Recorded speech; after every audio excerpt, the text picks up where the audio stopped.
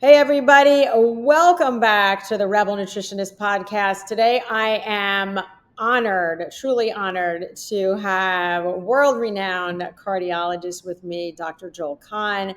Welcome. Thank you so much for being with us. So, a little bit about Dr. Kahn. He believes that plant based nutrition is the most powerful source of preventative medicine on the planet. Having practiced traditional cardiology since 1983, it was only after his own commitment to a plant based vegan diet that he truly began to delve into the realm of non traditional diagnostic tools, prevention tactics, and nutrition based recovery protocols. These ideologies led him to change his approach and focus on being a holistic cardiologist. He passionately lectures throughout the country about the health benefits of plant based anti aging diet, inspiring a new generation of thought leaders to think scientifically and critically about the body's ability to heal itself through proper nutrition. Woohoo! One of the world's top cardiologists, Dr. Joel Kahn, has treated thousands of acute heart attacks during his career. He'd like all that to stop. He'd like to prevent all future heart attacks by breaking through to the public to educate and inspire a new holistic lifestyle. Now is the time to do that. Focus on educating the public to eat clean, sweat clean, and apply cutting edge science to their lifestyle. Love, love, love that. And welcome, Dr. Kahn. Thank you. A great honor right back to be here with you. Thank you. Thank you. So let's talk a little bit about what I know you said after practicing your own, plant-based diet, but that was pretty cutting edge to do back in the 80s. What was the trigger for that? It's actually 1970s. Okay. It's not an amazing story. Everybody's got a different story. I grew up in a home you're probably familiar with. We kept kosher. Mm-hmm. Very casual approach to it, but it was something very meaningful to my parents, my grandparents. And in 1977, I got accepted to University of Michigan to a program where you did undergrad and medical school combined. So it was a great opportunity. Oh, wow. And it was about a week in the dormitory. And I said, if I'm going to survive, it's going to be that gigantic, gorgeous salad bar in the dorm because nothing else worked. And I didn't have a name for it. I didn't call it, vegan or anything, but it was essentially the start of my vegan journey. And simultaneously, my parents, my wonderful parents, my mother was a tremendous cook, but a very traditional cook, Mm-hmm. went to the Pritikin Center. And the Pritikin Center at the time was in Santa Monica. And my mother came home and, very adept in the kitchen, started making lentil loaves and pea soup instead of maybe a goulash. And anyway, so on the weekends, if I went home 45 minutes away, I was seeing some plant-based entrees. In Ann Arbor, I was doing all plant-based entrees. There were a lot of restaurants that worked, Indian restaurants, Middle Eastern restaurants. And I really congealed. I happened to have a cute girlfriend at the time who has been my wife for 43 years. And she was doing the exact same thing for the exact same Oh, reason. wow. She felt better right away. I'm certain she was lactose intolerant and really perked up 1, 2, 3. So we were committed. And then it took a while to read a book, The Diet for a New America by John Robbins. I was already a cardiology trainee, but we'd been eating plant based for years already.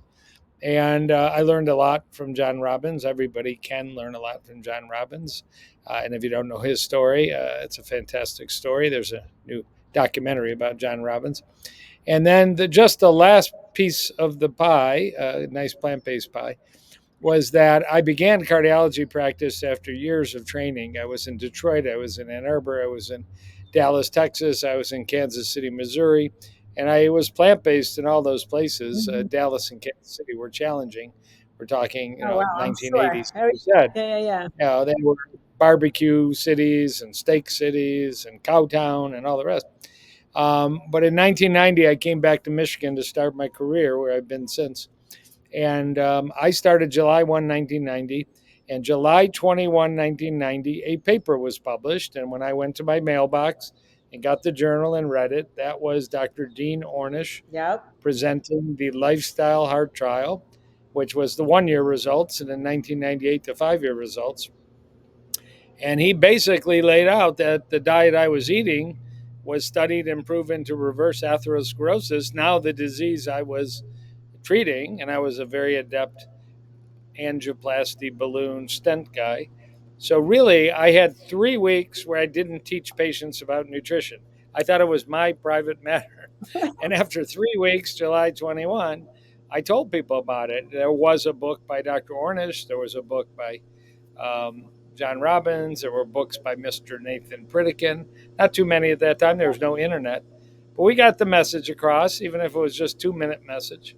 And it's only snowballed from there. So you're right. About 9 years ago, I walked away from a wonderful practice to open a dedicated, and I went back like you did to do functional medicine training. So I knew nutrition plus a lot of other stuff. Hmm. And it's been just a joy. I had a joyride as a traditional cath lab interventional cardiologist, but it's really, really wonderful to do what I do now. And I try and talk people out of the procedures I used to talk people into. So it's kind of funny. Yeah, well, I love that, your goal, your mission is to prevent all heart attacks, right? All of this cardiovascular disease that's going on, and that, Right. nothing better than And we've not made a big dent. no. We've made advances in treating advanced heart disease. So we're better with stents, we're better with bypass, we're better with heart transplants and pacemakers. But if you really say, are we getting to the 20, 30, 40, 45 year old and, checking them out and educating them, we're not doing too much better. And we could. We have all the tools we need. Oh, 100%, right? But and it was interesting. I was just doing another podcast, and but we're not big on prevention, right? I mean, so like, what? I mean, what's your take on that? Why aren't more people talking about prevention? For some reason, we do some activity for cancer prevention. We've moved the age down now to age 45 for colonoscopy and mammography, and guys may get a PSA by age 50 for prostate cancer, and women get gynecologic exams for cervical cancer and uterine problems. But there is no cardiovascular testing Hmm. built into the system. If you think about it, where is the heart screen? And one conclusion would be there is no heart screen, so we just don't offer it to people. We just do limited cancer screening. There actually now are much more advanced cancer screening if one wants to pay for it, but there's limited. And there is no answer to the question, why does a 45-year-old go to see their internist or their family doc or their nurse practitioner and get no cardiovascular screening? So we can talk about the specifics, what people listening should do, what's been available. It's not elite, it's not super expensive, but we failed. And I don't know, I started lecturing on this 25 years ago, and I wrote books on this, and I've done podcasts on this, I've done YouTubes on this. I'm just one person, and there are others.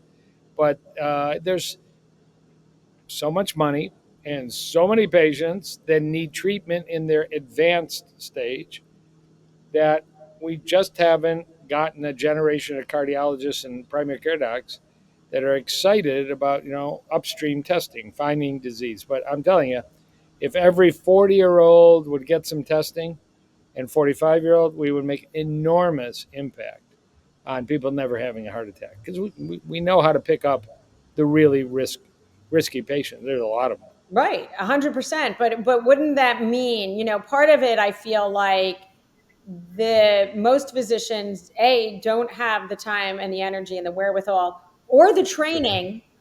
training to be talking to their patients about this, right? They get a few minutes, Right. and it's Yeah. easier for them to hand out a pill. Easier to do that. And there's so many people 70, 80, 90 years old that do need treatment because they've already been ravaged by heart disease. Right. Where are you going to fit in the 40, 45-year-old that wants to be proactive? And so, fortunately, I enjoy a very long waiting list, but still very accessible. And I practice in about 20 states. I have licenses. You're in Florida. I'm very active in Florida, California, New York, Texas, Hmm. Pennsylvania, Ohio, Illinois, all the premier states. Not that a little state isn't a premier state, but I have to pick and choose because these licenses are pretty expensive. Yes. Uh, you get a little more bang for your buck for California than you do for Rhode Island. But and people come to Michigan if they're in Rhode Island and want to come see me. But yeah, there's so much work to do. And I'm 65 years old. I mean, I could be slowing down. If my schedule isn't full, I'm not happy because I really am passionate. The next one I see is another starfish to throw back in the ocean and save, if people are familiar with the starfish story. Yeah. I mean, there's one more person to help find out your low risk, your high risk, and your high risk, we're going to implement a plan. Your low risk, keep eating arugula, and I'll see you in 5 years. Right. So what do you, I mean, look, I know I fight every day, and I've got people, and most of my clients, they come in and everybody's on a statin, right? Yeah. And I think, and I do think a lot of people come in or go into the doctor, and the doctor's looking at just a routine cholesterol panel, not a full blown lipid, fractionated panel. And they're saying, oh, your cholesterol's high and you have this and this and this risk factor. So just go on a statin. And we all think that statins are the be all end all, and they're not. And so can you speak to that? Because from, I beat this until it's a dead horse, but I'm not a cardiologist. And let's talk, and we know statins don't really inhibit heart attacks. Well, they don't do an amazing job for what's called primary prevention, which means preventing the first heart attack. They can do it in very high risk people. And the reality is, it's no longer reasonable to talk about primary prevention. We can find out if you have heart disease. Obviously, if you've had a heart attack, a bypass, a stent, a stroke with blockage, you're what we call in the field secondary prevention. And the data is very good for aspirin. The data is pretty strong for statins. Obviously, lifestyle, lifestyle, lifestyle. I mean, don't ignore it.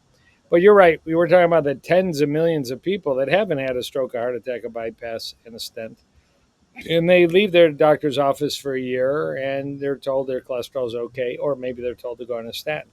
It's so imprecise, it's embarrassing, really. So what do I do? Back in 2005 through 2007, a society was formed. I was not asked to be a founding member. I wasn't a big kahuna then. I'm not sure I'm such a big kahuna now, but whatever. And it was called the SHAPE Society, SHAPE, Society for Heart Attack Prevention and Eradication. I think they still have a website. Very big academic leaders.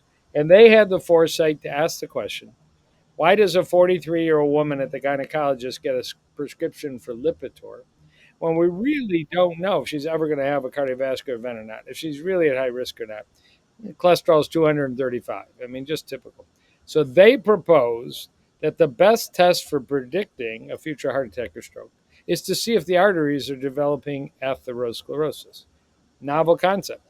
And so step one was to get an ultrasound of the carotid artery, optimally a special carotid ultrasound called a carotid intimal medial thickness ultrasound, or a CIMT. A little hard to find a good one, but they're out there. We do them in my office, but there's other places. And a CT scan, maybe not in the 43-year-old woman, but in the 45-year-old guy and the 50-year-old woman, called a coronary artery calcium score, Mm-hmm. CACS, which at that time was not even exotic and a little expensive. Now it's available in almost every hospital in America for about $75. 5-second test, no injection, no pain, no claustrophobia, very low radiation, like a mammogram. And they propose get the carotid ultrasound, get the calcium score. If there is no atherosclerosis, you probably do not need to be on any prescription medicine. Go see a rebel dietitian and this. Go to the gym, get your weight under control, get your sleep under control, stop smoking, work on your risk factors. It's like getting a clean colonoscopy, and 5 years later, maybe repeat the process. $75 for the heart CT, a couple $100 for the fancy carotid scan. Or if you can't find that, do lifeline screening. It's not great, but it's something. They come to every city in America. So that was the Shape Society. I adopted that in 2 seconds. I already was ordering those tests, but the way they laid it out in a beautiful flow sheet made sense. Um, that has subsequently been endorsed by the American Heart Association Mm-hmm. and something called the National Lipid Association. Clean carotids, clean heart arteries, what's called a calcium score 0. You almost certainly don't need prescription drugs. You need lifestyle, lifestyle, lifestyle. Um, those are the nice people. You're flipping a healthy starfish back into the ocean and saying, I'll see you in 5 years. And it's really reassuring. You don't say you're good for life. You say you're good for a while and you retest. Mm-hmm. It's all those other people that, I mean, a woman walked into my office this week. I see half men, half women. Women are just as important as men in the cardiovascular world. 61-year-old used to be a bikini bodybuilder, Now she just works out a lot, and she was a natural bodybuilder, never took crap. Hmm. You can tell she works out, looked really muscular and low body fat. Came with her husband who was ripped, and she has a cholesterol of nearly 300, and went ahead and got that calcium score and came back around 800. Should be zero. Wow. This is a time bomb. This is a high risk lady. So we do advanced blood work. We talk about her breakfast, lunch, dinner, snacks, alcohol, sleep, stress, exercise. She had exercise nailed, vitamins, and I have to see her back. But we institute a plan. We have science. This calcium scan study for $75. It's about 6,000 research studies. We got to put you on aspirin. She may need to go on cholesterol lowering medicine. With a cholesterol of nearly 300, even major diet changes, and her diet was pretty good actually, are not going to move things. So we find high risk people, and that's the woman I want never to get a stent. That's what I tell them. You're 61, but I'm working so that when you're 85, we have a party, and you say, I never had a stent, never had a heart attack, never had a bypass, I'm still alive. These people are out there everywhere. And if this muscular bodybuilding, very nice woman can have such advanced heart disease, because it's really a problem. So there are ways to go beyond that $75 CT scan, and that's what we're doing with her. We're doing a more advanced scan to get every detail about what's going on, because I want to reassure her she's not at risk. I've got her all worried now, but she was worried when she walked in the office. So, but yeah, anybody listening, there's nobody in my practice that I feel is so low risk that I don't need to test. And I make no money on these. I don't make any money on the CT scan. I don't own a CT scanner. You know, People that walk in my office don't know their genetic profile. Some of them are adopted, so they don't know their family history. They know their lifestyle and the rest. But anybody is a setup, and you just got to go through the process like mammogram or thermogram or colonoscopy or Cologuard or whatever you believe in for cancer screening. There's a book that was published in January this year. Fight Heart Disease Like Cancer. I think that's the title of the book, by a cardiologist at Stanford. And I agree, we fight cancer, maybe not enough, but we do. And we test people and we stage their disease. We are so deficient, but we have all the tools to do the same thing in heart disease. So what would be so in to circle back? So right, clearly some people like this woman would be on a statin maybe for whatever a time, whatever that looks like until these things improve. But I feel like everybody that walks in, a lot of women over the age of 50 and most men over the age of 40, if not even younger. I mean, I have younger ones.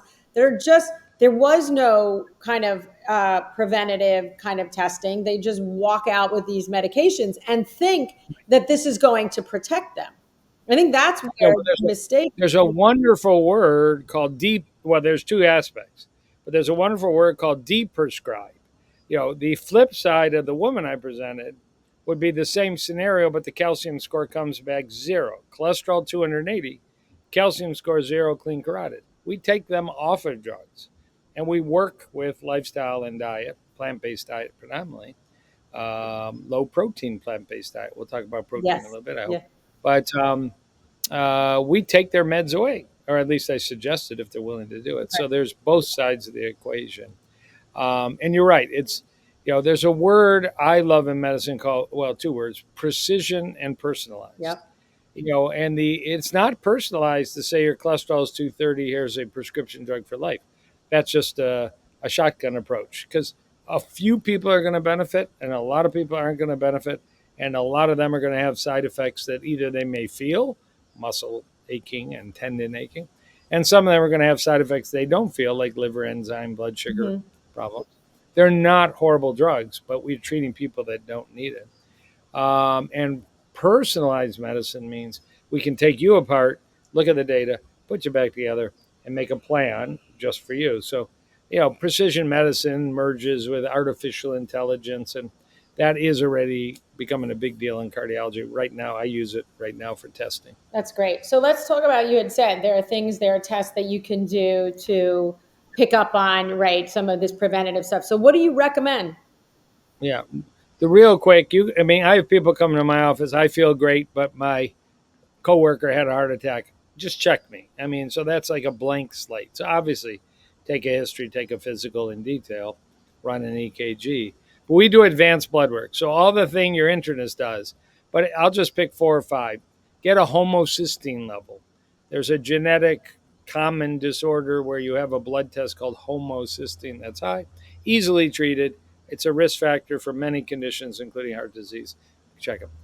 Check your regular cholesterol, maybe an advanced cholesterol, but I'm at least happy you got a regular cholesterol. But get one called lipoprotein little a. It's a genetic cholesterol. It's the most common cholesterol disorder inherited from your parents, about 25% of people. Right now, it's difficult to treat, but we treat it every day in my clinic. In about 5 years, it's going to be easy to treat because there are going to be new pharmaceutical drugs. It does not respond well to lifestyle, which is a real bugger. But if you're walking around with a super high inherited cholesterol, and the odds are about 99.9% your internist and family doc did not check it, $30 blood test, Hmm. Quest, LabCorp, Hospital, lipoprotein A, and it's a lowercase a, so we say lipoprotein little a. If you're walking around with a high level, you might have unknown heart disease. So you got to get the carotid, you got to get the CT scan, and all. And it's a big deal. I mean, Hmm. I happen to attract a lot of patients that are worried about or know they have a high lipoprotein A, and there's a lot of other patients I tell them they have a high lipoprotein A. It's not a death sentence for all, but a lot of people walk in and it's really, really damaged their vascular system. We treat it with certain vitamins and certain diet changes and certain hormone replacement and other things. Ask for inflammation tests, certainly the one called high sensitivity C reactive protein, CRP. You don't want inflammation. If it's elevated, you got to ask the question, have you been to the dentist? What's your belly waistline like? What's your food intake like? Processed food versus whole foods? Hmm. Are you exercising? Are you snoring at night? I would actually put that pretty high on the list. Getting a home sleep study. Now they're widely available, very inexpensive. There's a lot of people. I ask them in detail, do you hear snoring? Do you wake up gasping? Does your partner hear snoring or gasping? So many people say I sleep in a different bedroom than my partner Right. because I snore so loud. Now, a home sleep apnea test is very inexpensive, easy to do, very reliable.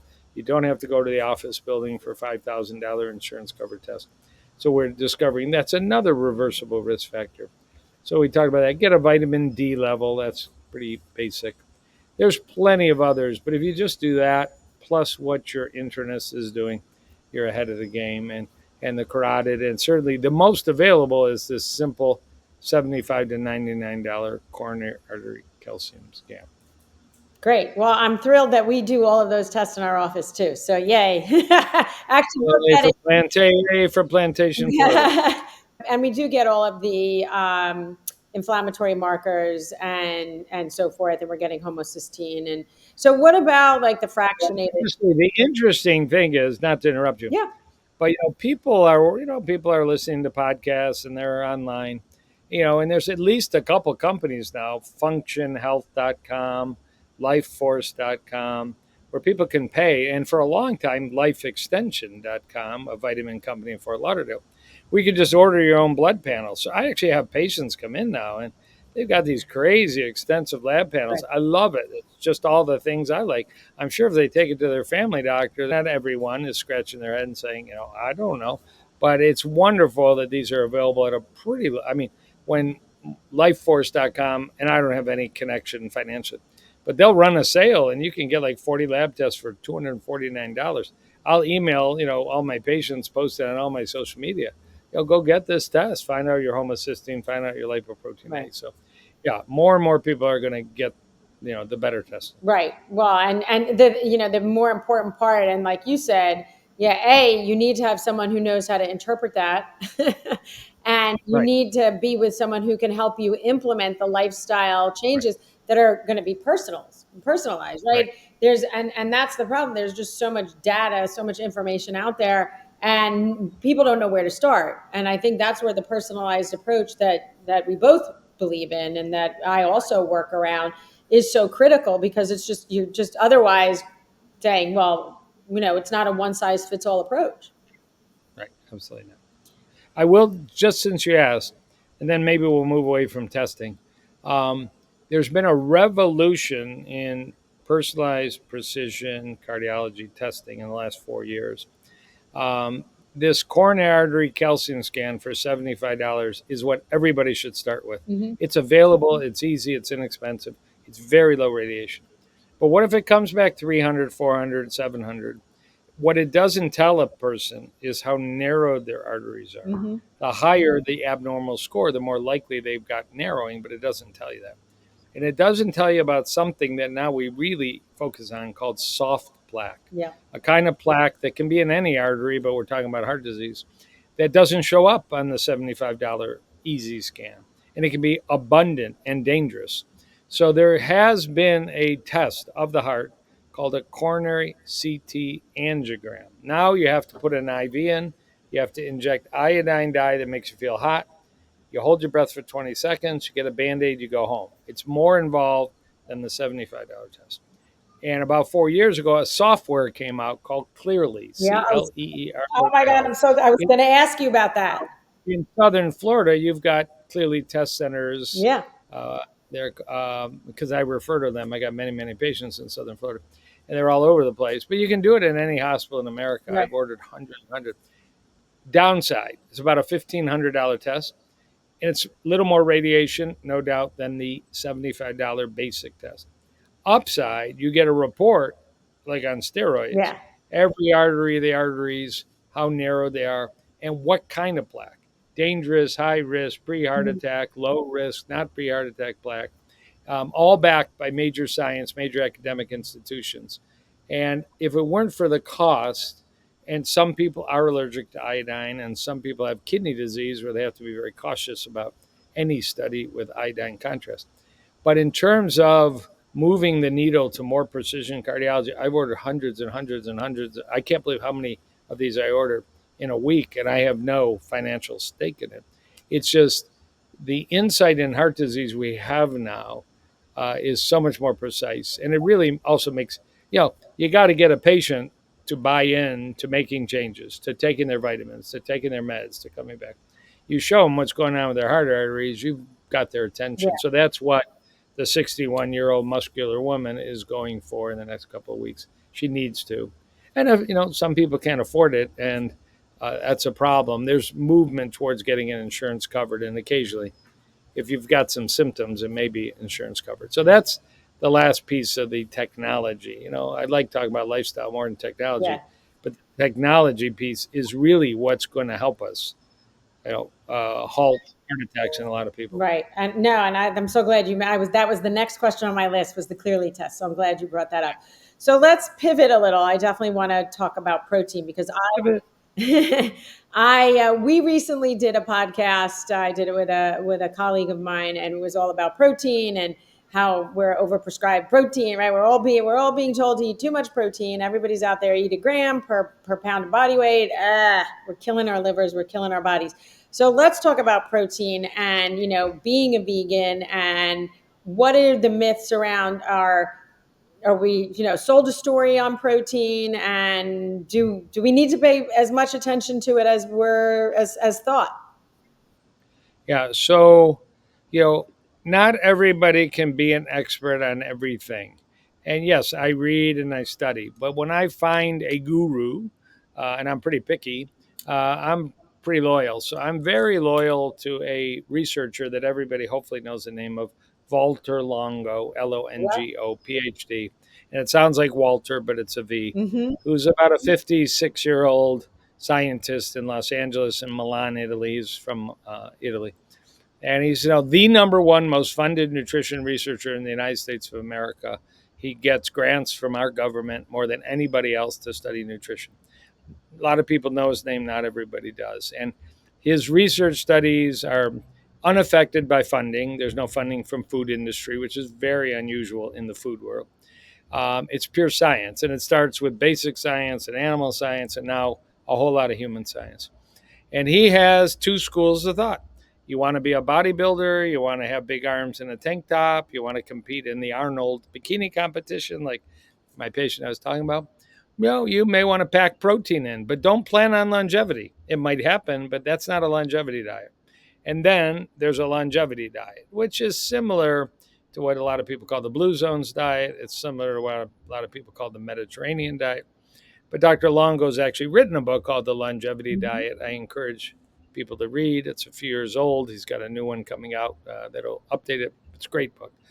And if you're looking to avoid cancer and premature aging, you're not selecting a high protein diet, and certainly not a high animal protein diet, because of known and established pathways that animal protein, more than plant protein, triggers pathways that are very well described. They're very sophisticated. They're called the mTOR pathway and the IGF-1 pathway. And there's a glucose stimulated pathway called, um, I'm blanking on the name. I apologize for it. But, eating most of the time a lower protein and probably all the time a lower added sugar diet is the essence of a longevity diet. So, Dr. Longo recommends, I just happened to watch a webinar with him last night, so you couldn't ask me at a better time. But this is important, and I don't measure my macronutrients. I eat food and I'm not calculating, but you can calculate. I encourage people to calculate.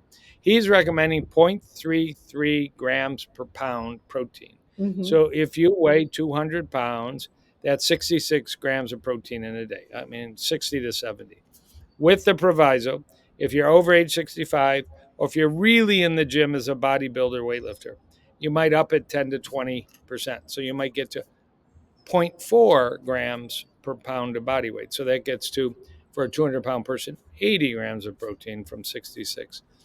Okay, what a lot of docs out there are talking about is 1 gram per pound.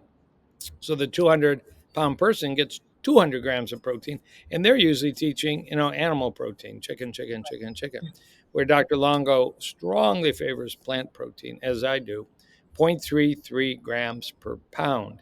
And the reason over age 65 is frailty and what's called sarcopenia, muscle loss, is not a desirable goal.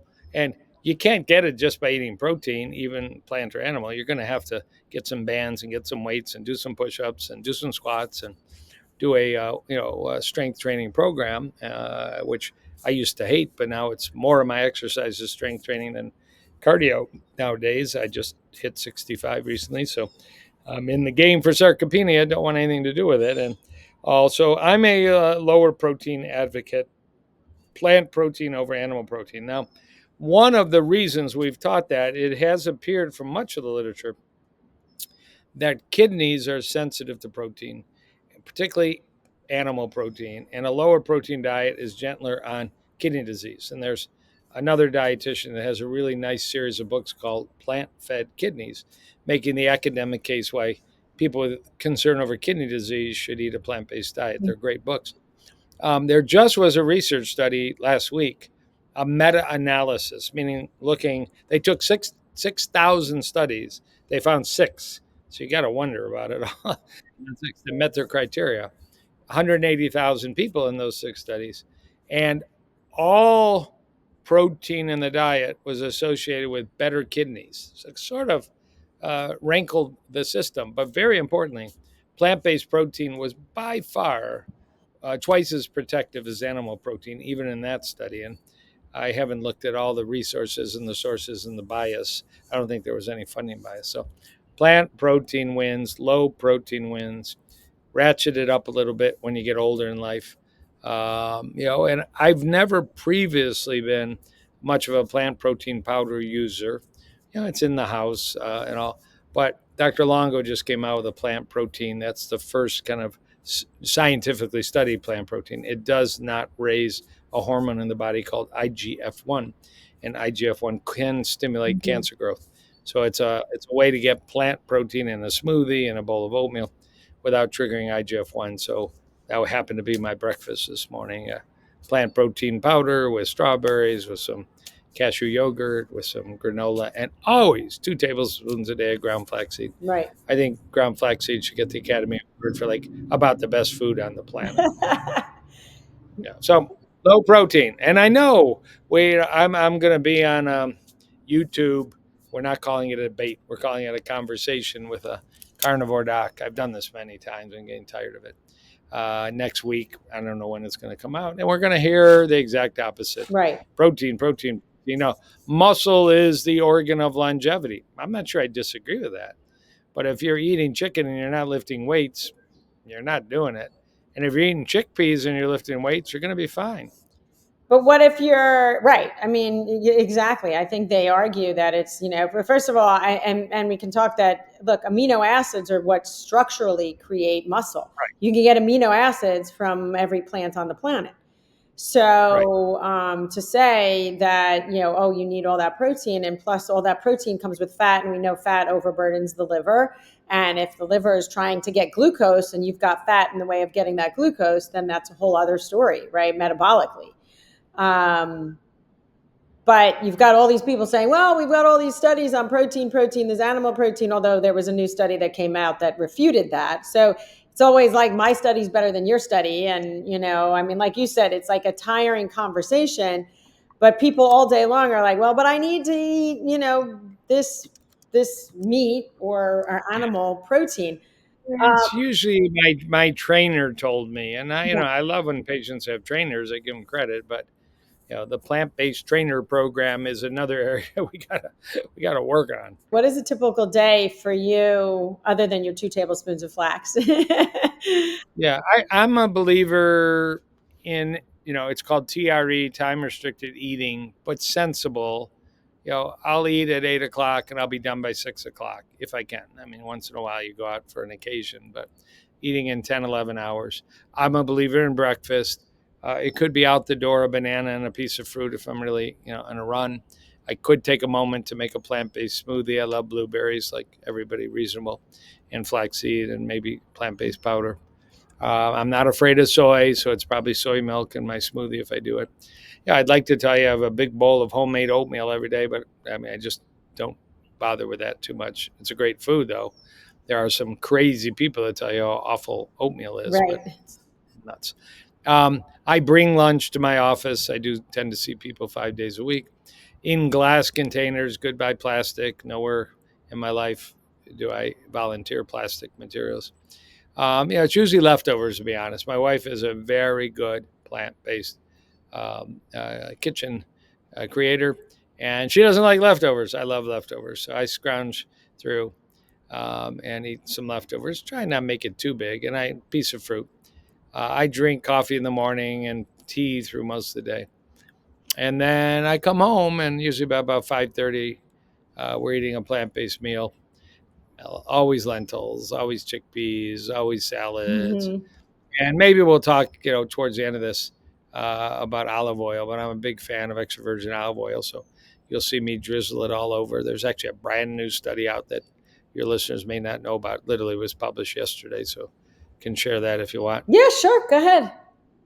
No, so there's only one group that questions extra virgin olive oil. I mean, everybody loves the Mediterranean diet, or there's a version called the MIND diet, MIND for cognitive, and a version called the DASH diet for Mediterranean, for high blood pressure. Mhm. And they all feature in place of butter, lard, ghee, extra virgin olive oil. But it's only the plant based doctors that have a cardiovascular focus. And they're all friends of mine: Dr. Ornish, Dr. Esselstyn, Right. to some degree, Dr. Neil Barnard. Used to be, he's not alive anymore, not Dr. Mr. Nathan Pritikin, and even not alive anymore, Dr. John McDougall of blessed memory, that oil is toxic to arteries. And they're not talking seed oil, crop oil, restaurant oil. They're talking the best extra virgin olive oil on the planet, toxic to arteries. Well, about 4 years ago, the largest study ever done in the world, called the CardioPrev trial, it's a series of papers in Spain, took a Mediterranean diet very abundant in olive oil and a Mediterranean diet very low in olive oil. That was the randomization. 1,002 heart patients, not volunteers, heart patients. And the high olive oil group, health, 7 year study, very difficult study. They kicked butt over the low olive oil group by every measure, by carotid plaque, by endothelial function, and by the number of people still alive. The high olive oil group benefited. I totally shifted my emphasis a little bit before then, but when that came out, You're going to tell a heart patient not to do extra virgin olive oil, and you're going to show me a 20 patient volunteer study 20 years ago, and here's 1,002 heart patients studied with such sophistication. And then just this week, there was a study done by a good group in Gainesville, Florida, where they took a really clean whole food plant based diet.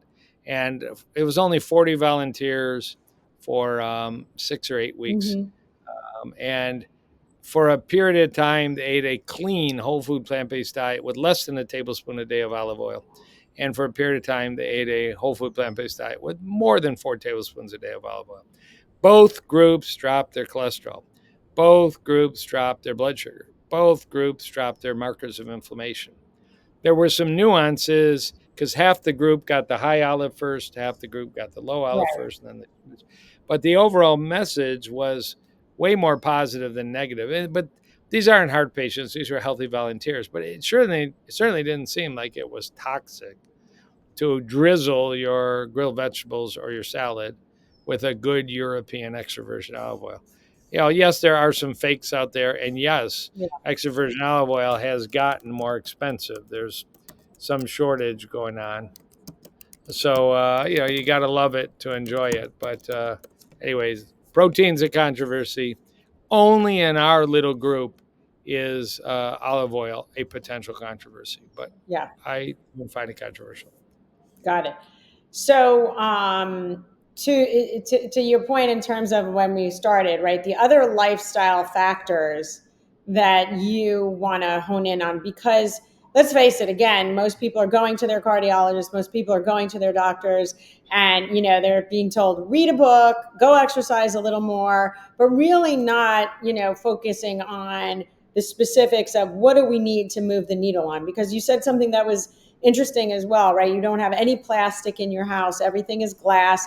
So let's spend a few minutes on the lifestyle piece that I don't think people pay enough attention to: sleep and stress and environment, right? We all know we're supposed to exercise and eat right, but how important are those other things in the context of this? Because I think they're huge. Yeah, I agree with you. They're huge. I mean, sleep is easy because sleep is nowadays, I already mentioned it, it's so easily tested for and measurable. A lot of people have Aura rings, people have Apple Watches, Whoop bands. They're already monitoring their sleep. Or for a few $100, you can get a really high quality home sleep study.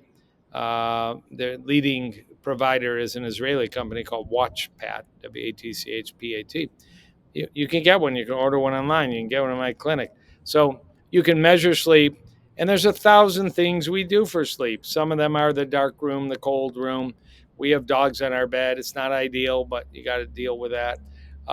Some people are taping their mouth. Some people are learning to sleep on their side, not their back. Don't eat late. Don't drink late. Turn your electronics off. Take magnesium. I love low dose melatonin.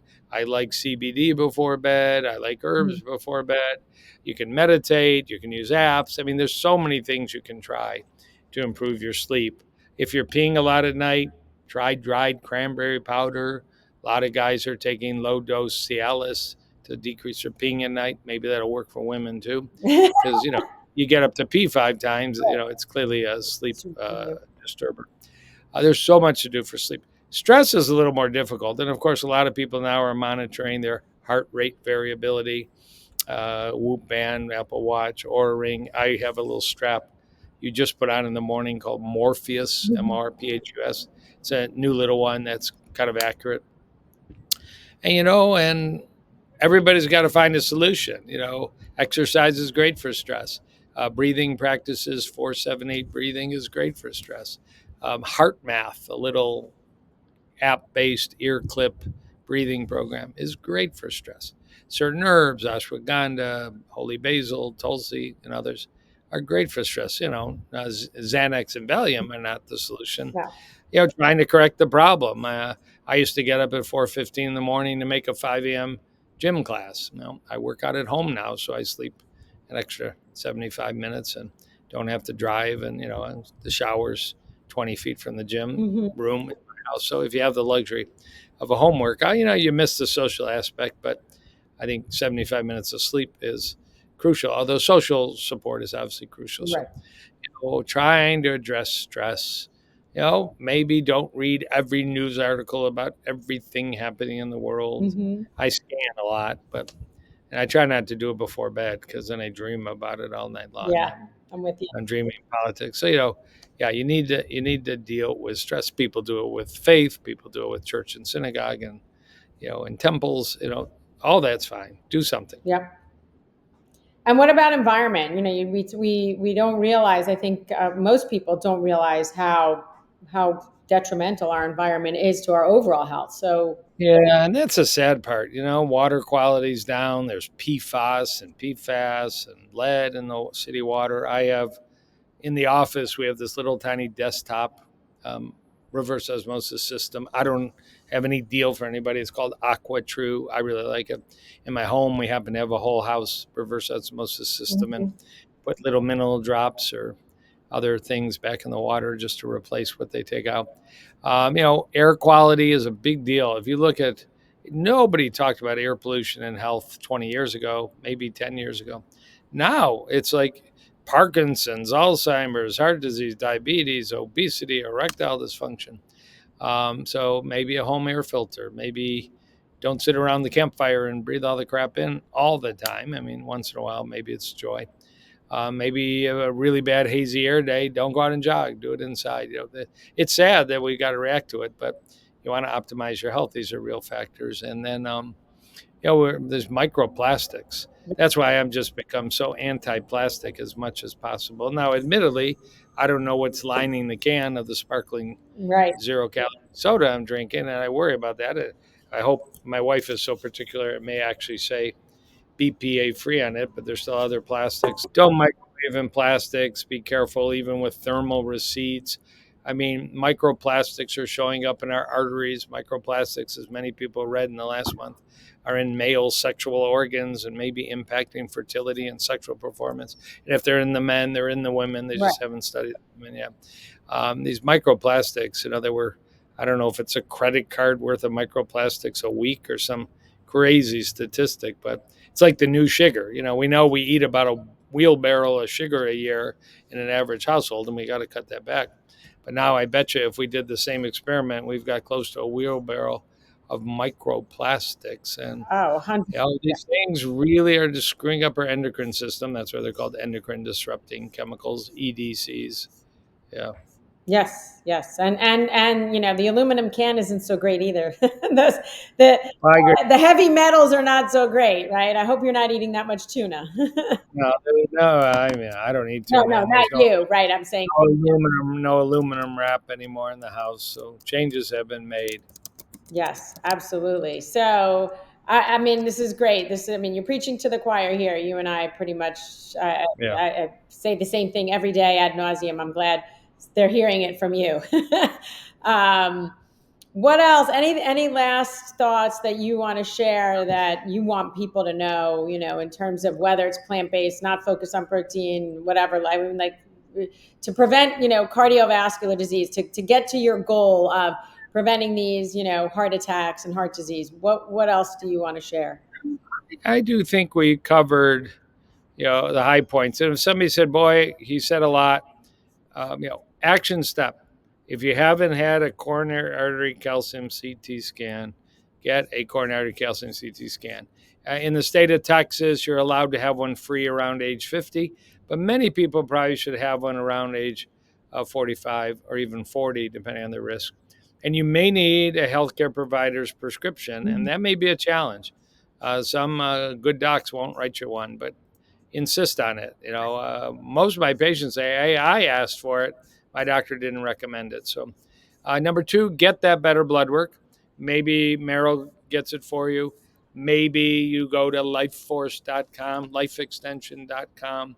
Um, the third one is functionhealth.com. These are the ones that, a few $100s, but you may learn things about your physiology you no clue on. And then ignore the noise about animal protein, ignore the noise about carnivore, keto, paleo. Really, 95+% of the science every week. Every week, I do a podcast too. Every week I do a newsletter to 25,000 doctors. Every week I do a newsletter to thousands of patients. It's all based in the literature. I mean, every week I have so many plant based articles to review for kidney disease and lupus and brain disease and skin and acne and collagen and whatever. Um, and I can't find any others to report on. You know, when I come across this rare paper about like kidney disease and protein, I'll include it in the mix, but they're rare. Right. We own the health world, the plant based movement. Awesome. Well, yeah, we should be owning it. I don't know that we should. We're getting as much credit as we should, but yes. Um, awesome. Well, this has been a great conversation. I've enjoyed it very much. I can't wait to meet you when you're down here. You'll have to let me know when you're here. Uh, January 1, January 1 to March 1. all right, there we go. I'll make sure I pop in. So, thank you again. I think this has been really enlightening. Obviously, you guys out there, let us know. As always, like, comment, subscribe. And I think this is all we have to say for today. This is your Rebel Nutritionist, everybody, signing A lot of off. good stuff. Yep. Make it a great day.